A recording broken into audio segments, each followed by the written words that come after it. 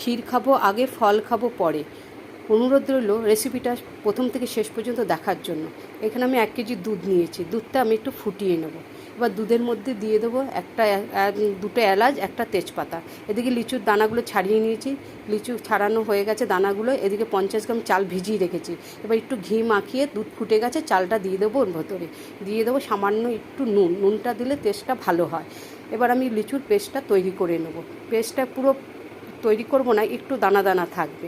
এদিকে দেখো দুধটা আমি ভালো করে জাল দিয়ে নিয়েছি। যদি ভালো লেগে থাকে রেসিপিটা একটু লাইক করে শেয়ার করো আর একটু সাবস্ক্রাইব করো চ্যানেলটা। এদিকে দুধের মধ্যে আমি কেশর ভিজিয়ে রেখেছি।